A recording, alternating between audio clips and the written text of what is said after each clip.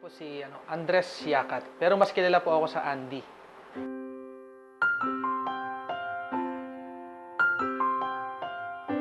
May pinanggalingan kong pamilya, hindi naman ganoong kayaman. Sabihin natin na nakakaraos araw-araw. Ang nanay ko, tindera sa palengke, ang tatay ko naman magsasaka. So yung buhay namin, nung time na doon ako naninirahan, talaga umiikot lang sa bukid. Bukid, yan, pagtitinda. So doon ako nabuhay.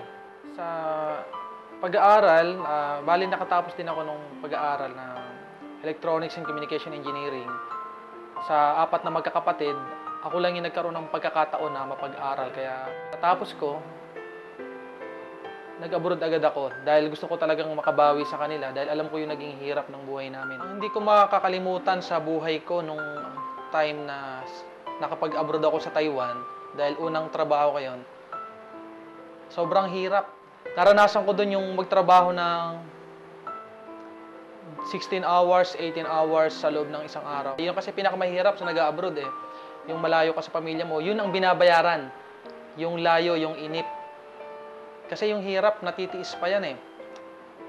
Pero yung, alam mo yun, yung pangungulila sa pamilya, yun yung isa sa pinaka hindi ko malilimutan sa buhay. Sa Taiwan, ang laki ng pagkakaiba. Kasi noon, papasok ako ng alas 7 ng umaga, uwi ako ng alas 7 ng gabi. 5 years yun. Para akong robot. Magtrabaho, matutulog, kakain. Doon umiikot ang buhay ko. 5 taon lumipas, wala pa din. Alang nagbabago. Pero sa AIM Global, ang nakita ko dito, ibang-iba. Kasi dito sa AIM Global, darating pagkakataon, nakamukha na nangyari sa akin, na kahit talaga wala ka ng ginagawa, pwede ka pa rin kumita. Sa 8 months, nailabas ko yung first car ko rito, yung pick-up na nabili ko nung una. At after 2 years, nabili ko na yung bago kong kotse, yung Hyundai Accent na ginagamit ko ngayon. And ito nga ngayon, ngayong October, yung condominium naman na pinapangarap ko, mailalabas ko na rin ngayong October.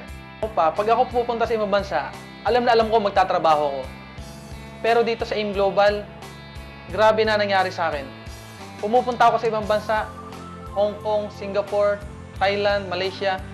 Pumupunta ako hindi para magtrabaho. Pumupunta ako ngayon para mamasyal, para magnegosyo.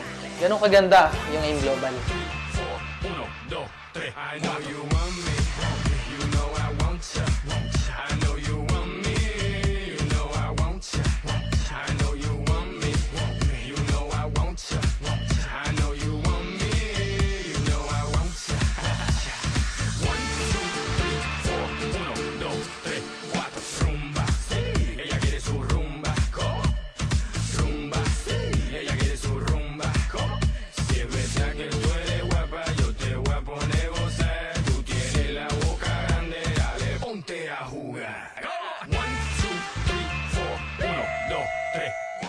Company sapagkat sa nangyari sa buhay namin, sa aming mag-asawa, na nakasama ko siya ng lagi na, hindi kamukha dati na pinupuntahan ko pa siya sa Singapore.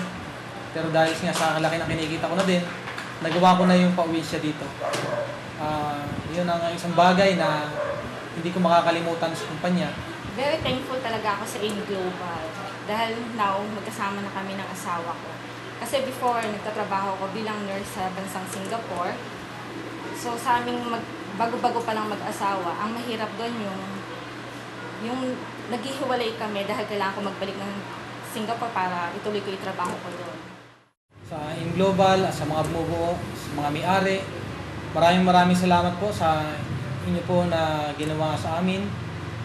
Dahil po sa inyo, nabago po ang buhay po namin.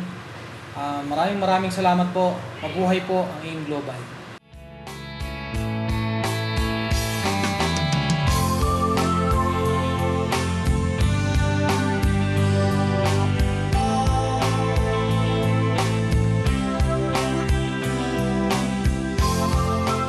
Pagka ginusto mo ang isang bagay, makakagawa ka ng paraan.